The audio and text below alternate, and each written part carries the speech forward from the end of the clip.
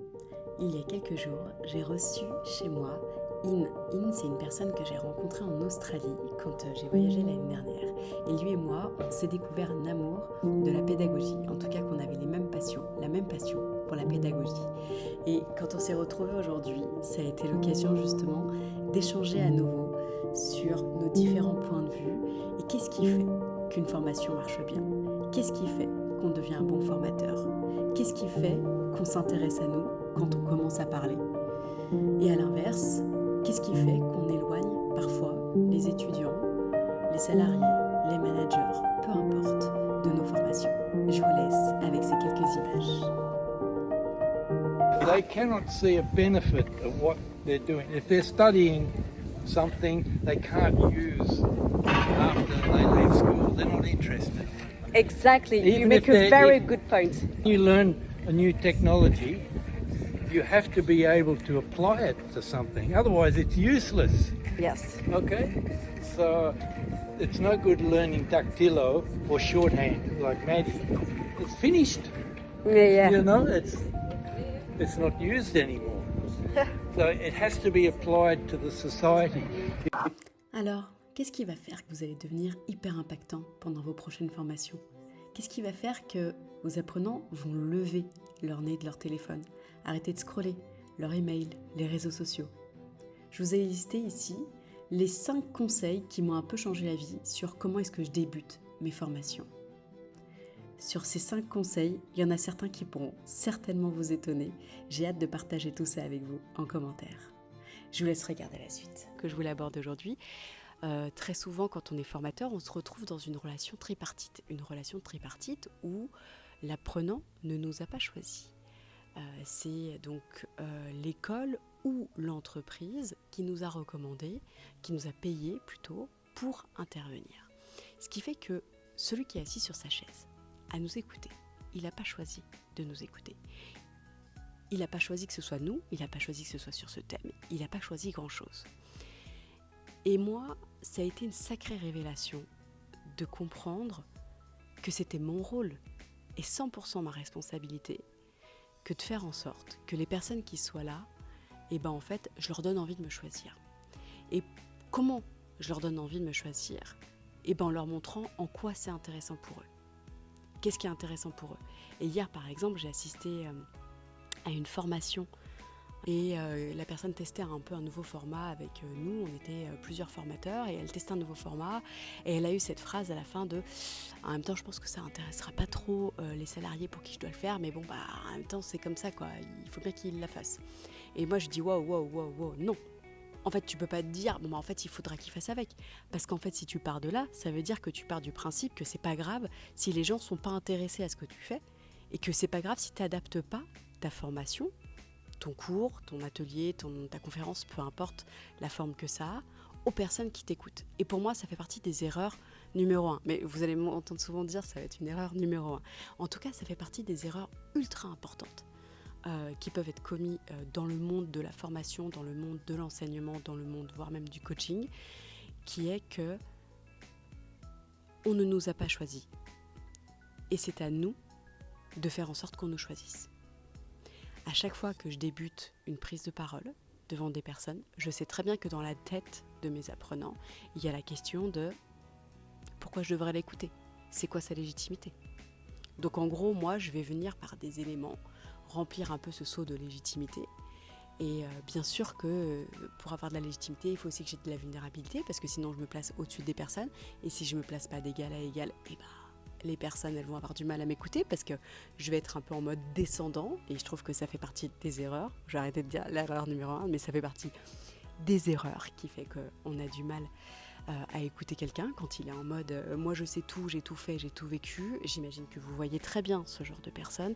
C'est juste insupportable de les écouter et au bout d'un moment, même si au début t'es un peu subjugué de genre oh, t'as fait ça dans ta vie, ah t'as monté telle boîte, ah t'as fait telle levée d'argent, je sais pas moi t'as rencontré telle personne, c'est trop bien, ok, mais en fait au bout d'un moment c'est un peu agaçant. C'est un peu agaçant ce genre de personne à qui tout sourit, à qui tout va bien. Parce qu'en fait on sait très bien que quand on creuse, c'est jamais si beau, c'est jamais si rose. Ça me fait penser à une des dernières interviews de David Laroche qui interviewe Nadir de Qui veut être mon associé et qui lui dit au départ, quand j'interviewais des businessmen, j'étais vraiment dans ce truc de j'ai un peu honte parce qu'en fait je me sens pas du tout à leur niveau. Et donc il était un peu dans ce truc de je me mets un peu en dessous des personnes, quoi. Je suis pas du tout à leur niveau, j'ai pas fait aussi bien qu'eux, autant de CA, de chiffre d'affaires, j'ai pas autant de salariés, ou j'ai pas rencontré telle personne, j'ai pas telle connexion dans la vie, etc.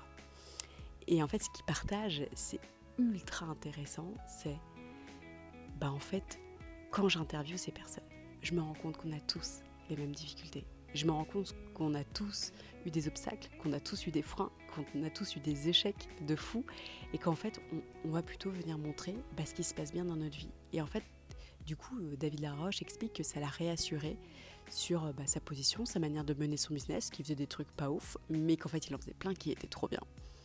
Et j'ai trouvé ça hyper inspirant et important pour moi, en tant que formatrice, à chaque fois que je commence une intervention, de faire en sorte d'intéresser les personnes qui pourra faire l'objet de plein de vidéos de comment est-ce que je fais pour les intéresser, mais je voulais déjà vous livrer 2-3 clés qui m'ont vachement aidée pour faire en sorte justement d'intéresser les apprenants. Déjà, c'est de mettre beaucoup d'humilité dans ma présentation, et c'est-à-dire que c'est d'arriver d'égal à égal. Quand je me présente à une personne, quand je me présente face à un groupe, je me présente en pensant étant égal à ceux qui sont en train de m'écouter, et certainement pas en plaçant de manière au-dessus des gens. Si je me place au-dessus d'eux, bien sûr qu'ils vont avoir un côté waouh, mais au bout d'un moment, je vais les saouler. Donc en fait, dans ma manière de me storyteller, de raconter qui je suis, mon histoire, je vais à la fois raconter des choses hyper ouf pour les faire rêver, des choses ouf que j'ai fait dans ma vie, les différentes boîtes que j'ai montées, les différents voyages que j'ai pu faire, les endroits où j'ai pu vivre dans le monde, etc. Enfin, on a l'impression que j'en ai fait 150, mais en tout cas, l'idée, c'est juste de dire, je viens amener des éléments de légitimité. Mais j'ai aussi amené, et c'est ça qui marque le plus, à chaque fois, mes éléments de vulnérabilité. Quand tu partages de la vulnérabilité, tu te rapproches des gens. Quand tu es en mode légitimité, c'est génial, les gens sont là, genre waouh, ok, top. Sauf que tu crées une espèce de truc de mythe de la perfection. Et la perfection, ça rapproche pas. L'imperfection, ça rapproche. Le fait de se dire, ah, lui aussi, ça lui est arrivé. Oh, putain, c'est vrai qu'elle aussi, elle a traversé ça. Putain, c'est fou ça, j'aurais jamais pensé. Oh, c'est trop chouette qu'elle nous partage ça. Enfin, quelqu'un qui nous dit un truc réel du monde réel. La deuxième des choses, ça va être de partager beaucoup de storytelling, de raconter des histoires sur ma vie. Donc pour ça, il y a des notions de storytelling sur lesquelles je ne vais pas pousser là, mais il y a des notions surtout d'aller dans le concret, de donner des exemples du concret. C'est-à-dire d'avoir des métaphores ou des histoires de ma vie ou de personnes que j'ai coachées, de qui je raconte l'histoire, pour pouvoir expliquer un concept. Parce que si tu restes dans le concept, pardon, mais t'es très chiant. T'es pas intéressant. T'es juste en train de me réciter un livre.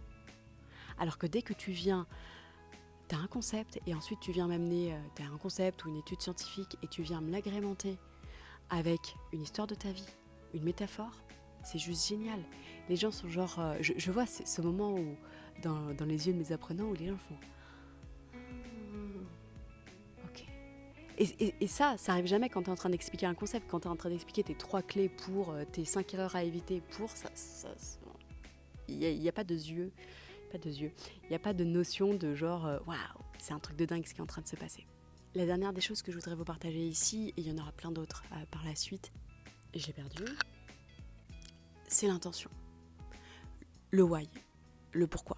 Et ça fera certainement l'objet d'une vidéo entière, mais on en revient au Golden Circle de Simon Sinek. Je vous mettrai le lien de la vidéo.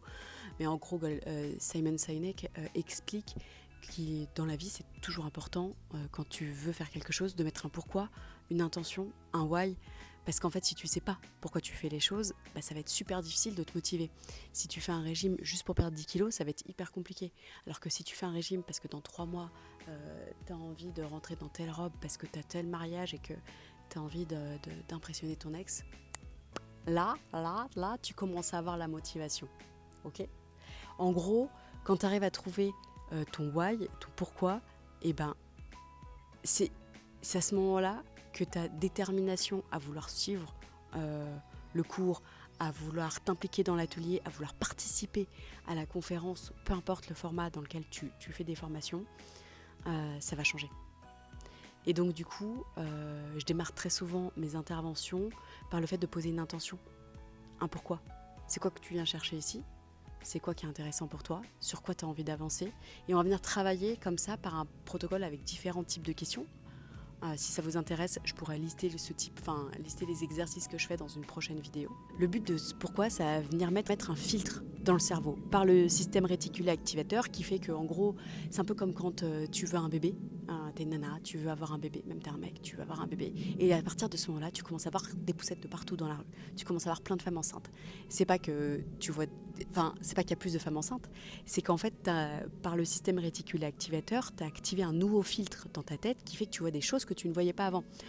Ou un mec, c'est très sexiste comme exemple, mais soit, disons-le, ou une personne qui veut s'acheter une nouvelle voiture et à partir de ce moment-là, elle va voir plus que des voitures qui passent de ce type de modèle de voiture dans la rue.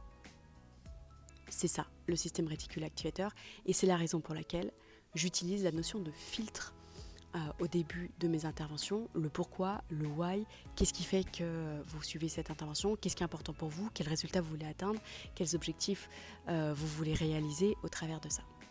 Et voilà, c'est terminé pour cette vidéo, c'était tout ce que je voulais vous partager aujourd'hui. C'était une vidéo sous un autre format que je trouve intéressant aussi à exploiter.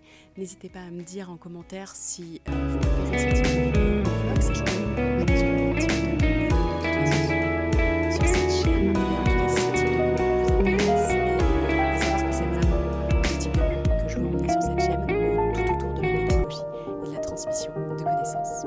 Je vous souhaite une excellente semaine. À très bientôt.